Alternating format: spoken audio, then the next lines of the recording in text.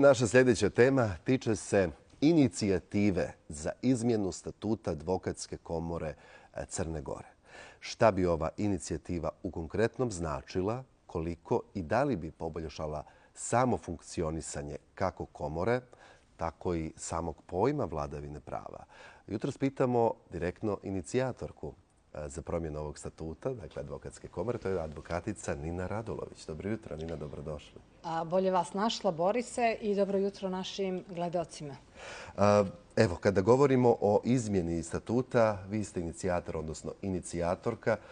Zbog čega ste pokrenuli ovu inicijativu? Slušajte, ovako, po važećem statutu Advokatske komore, po članu 160, stav 1, svaki advokat ima pravo da pokrene tu statutarnu inicijativu.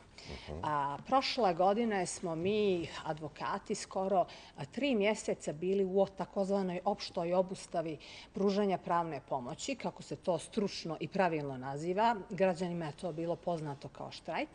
I jednostavno jedna takva situacija je pokazala slabosti u postojećem organizacionom modelu komore. Zašto? Zato što je to sve krenulo bottom up. Dakle, krenulo je iz zajednice samoinicijativno i samoorganizacijom, pokazujući da jednostavno taj postojeći organizacioni model nije u stanju da odgovori potrebama i interesima savremene advokature. Sad, što se advokature tiče, mislim da je ona jako zanemarena, jer svi kada kažemo pravosuđe, obično mislimo na sudstvo i tužilaštvo. Međutim, pravosuđe vam je jedan tronožac, kao onaj crnogorski tronožac, koji ima 3 glavna stuba. I to nisu jedine komponente njegova, ali su 3 glavna stuba. Noseća. A pored sudstva i pored tužilaštva, to je neizostavno advokatura. Dakle, on ne može da bude stabilan ako svi ti stubovi nisu u ravnoteži. I ne može da bude stabilan ako svi ti stubovi nijesu jaki. Nažalost, nama ni sudstvo, ni tužilaštvo, što svi svjedoci imamo prilike da vidimo, nijesu jaki, ali nam nije dovoljno jaka ni advokatura. Sad, popraviti čitav sistem, obično se to nešto očekuje iz politike, iz parlamenta. Ne razmišlja se o tom ogromnom potencijalu koji je zapostavljen i neiskorišten, a koji je u advokaturi. Nas advokata je najviše i mi smo ti koji pokreću zapravo sve sudske procese i mi smo ti koji prvi pružaju ruku građanima. Upravo iz toga razloga ja sam iskoristila tu šansu, ali nisam to radila sama. Prošle godine, praktično u vremenu obustave, napravili smo jednu radnu grupu. Ja bih ovu priliku iskoristila da se zahvalim kolegama koji su priskočili u pomoć. Jer vidite, to je taj evropski metodološki pristup. Bottom je up. Jedan čovjek ne sjedi negdje za kompjuterom i nešto izmišlja, nego prvo istraži zajednicu. Prvo se počinje od užeg kruga ljudi preko šireg kruga ljudi i sad ću iskoristiti priliku da najavim da imamo radnu konferenciju koja će se održati na Pravnom fakultetu Univerziteta Crne Gore sada u sljedeći petak sa početkom u 17 časova popodne, dakle u 5 popodne, gdje su pozvati svi advokati koji imaju mogućnosti da izdvoje svoje vrijeme na tu radnu konferenciju, kako joj sam naziv kaže, jer sadašnji nacrt je nacrt, ali nije taj finalni akt koji će biti pušten u javnu raspravu. Javna rasprava traje 15 dana, obično se to svede kao i za sve naše zakone i strateške dokumente na neku proformu, gdje se na kraju pola nekih dobrih sugestija i ne usvoji. Međutim, ovo je druga priča. Hajmo da radimo zajedno. Radimo zajedno. I stvarno ima još puno prostora za unapređenje i za prihvatanje svih dobrih sugestija. Imali ste podršku kolega, kažete? Kako da ne, između ostalog imala sam podršku i uprave sadašnje advokatske komore koja je sa svim ovim upoznata.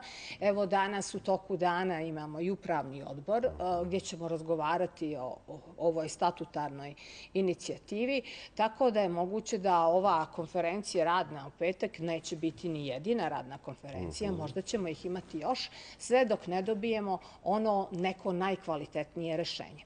Inače, moram da vam kažem da se ne radi se o krucijalnim promjenama, ali ne bih rekla da se radi o revolucionarnim promjenama, nego se radi o onome što je nama sada potrebno, a to je jedan evolutivni skok.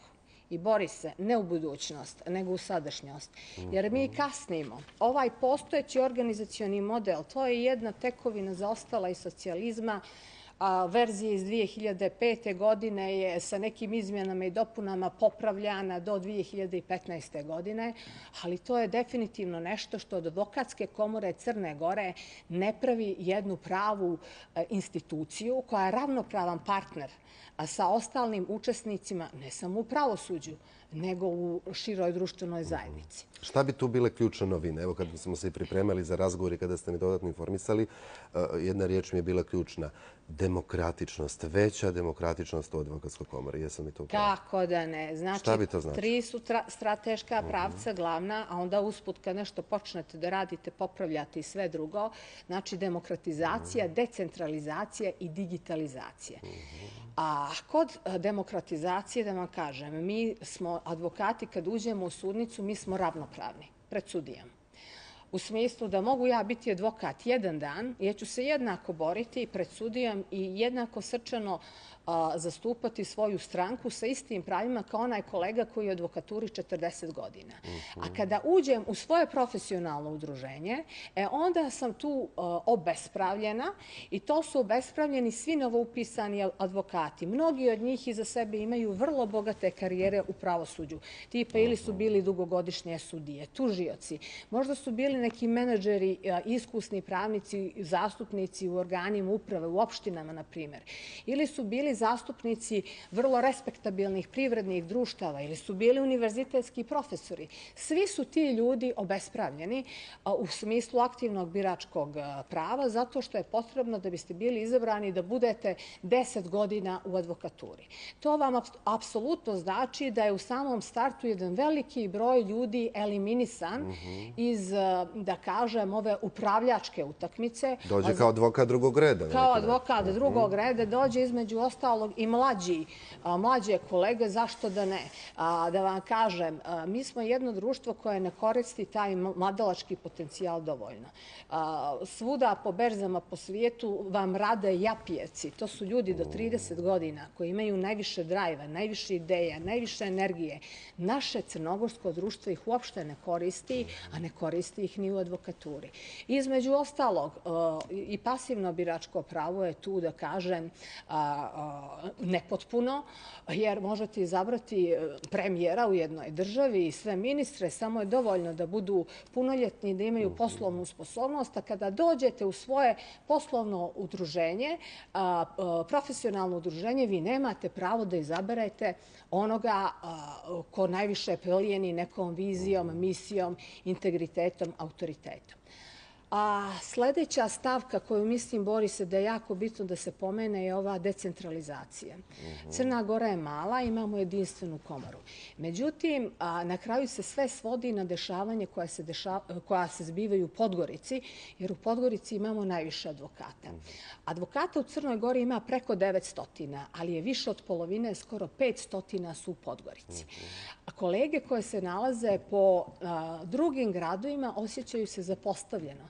Zato što svi mi, iako smo advokati u jednom širem kontekstu, imamo neke svoje lokalne probleme. Imate vi po opštinskim sudovima sudije koje maltretiraju kolege. Razumijete? Koji bi trebali da budu disciplinski procesuirani. Ali naše kolege tamo nema niko da zaštiti. Imate neke lokalna dešavanja, kao recimo prošle godine smo pokrenuli inicijativu vezanu za lokalne putarine koje trebaju da se naplaćuju advokatskim kancelarijama, pa je bilo da je skuplja putarina u jednu advokatsku kancelariju nego u neki supermarket ili u banku, što je apsolutno suludo. Razumijete? Paradoks nad paradoksom. Jeste. Znači, ova decentralizacija će formirati lokalne odbore koji će imati pravo pokretanja inicijative, zastupanja u ime i za račun kompletne advokatske zajednice i ono što je najbitnije je da centralna uprava ne može na njih da se ogluši. I naravno imamo digitalizaciju, 21. vijek je naša advokatska komora je već 2 godine u VD stanju. Zašto? Zato što nijesmo mogli da se okupimo u tome fizičkom smislu. A Bože moj, u vrijeme digitalizacije moguće je održati skupštinu online, sve zajedno sa raspravom i sa glasanjem, a između ostalog ona se sada po pravilu dešava samo jednom godišnje. To nije dovoljno. Ako bismo imali, a sve to moguće, lako izvodljivo, možemo imati online glasanje putem pametnog telefona, mobilne aplikacije. Sijaset je mogućnosti u digitalnom dobu. Toliko je mogućnosti i mi to, Borise, ništa ne koristimo, nego se, nažalost, do današnjeg dana ponašamo kao neka plemenska zajednica. Nažalost, imamo još, Nina, 2 minuta otprilike, a 2 pitanja. Dakle, kada sumiramo sve ovo zaključak da nas gledaoci razumiju, ovom potencijalnom izmjenom statuta advokatske komore, dakle, došli bi do onoga što se zove veća vladavina prava, o tome godinama slušamo u Crnoj Gori, i pitanje bi iz ovog zaključka bilo da li bi to značilo i neku bolju poziciju kada govorimo o poglavljima 23 i 24, u konačnici kada govorimo o ona 3 tronošca koja ste pomenuli. Pa kako da ne? Dovoljno je da ojačate jednu kariku u lancu. Čitav lanac vam mora imati domino efekat. Znači, to je taj bottom-up pristup. Zašto razmišljati uvijek od vrha? Jer nekako, iako je tronožac, uvijek je sudstvo neki taj vrh, razumijete? Možemo da popravimo sistem od ozdo, dakle, tamo gdje ima najviše pravničkog potencijala, a to je upravo u advokaturi. Osnovi demokratije. To su osnovi demokratije. I evo još jedno pitanje, nadam se da neće vam smetati. Da li je došlo negdje vrijeme u Crnoj Gori, odnosno taj moment da zaista advokatura dobije žensko lice? Slušajte, sad ću vam reći, dakle, da se vratim na ta događanja od prošle godine, kada je bila ta opšta obustava pružanja pravne pomoći. Moj kolega, advokat Zdravko Begović, koji već 15 godina pokriva poziciju predsjednika komore, je najavio svoje povlačenje. Sad, vrlo je moguće da te ličnosti visokog profila kao dobri sportisti osjete pravi trenutak. Međutim, ja zaista ne znam šta će se tu desiti, vidjet ćemo. Ali ono u što duboko vjerujem je da je došao moment da advokatura u Crnoj Gori dobije pravo lice. Možda i žensko. Pa možda nekad budemo kao ta Finska. Dovoljno je da se usudi. Znači, ovdje je samo pitanje, rješenje postoje da se usudimo. Ja vjerujem da mi to možemo. Evo šta smo se sve osudili, kroz šta prolazimo, bit ću malo ironičan. Zašto ne bi se onda osudili i ovo o čemu ste vi sada rekli? Prijelo bi. Usudite se uvijek na bolje. Uvijek se treba usuditi na bolje. Nina, hvala vam puno. Evo, pratit ćemo šta će se dešavati sa ovom inicijativom. Kako da ne? I tekako će biti sigurno zanimljivo narednog petka na raspravi i što bi se reklo radnom zadatku. Dakle, da ponovim, narednog sad ovog prvog dolazećeg petka na Pravnom fakultetu Univerziteta Crne Gore popodne sa početkom u 17 časova radna konferencija povodom novog statuta. Evo, neka to bude naš zajednički poziv svim vašim kolegama. Neka daju doprinos. Hvala puno na izdvojenom medijskom prostoru. Hvala i vama još jednom.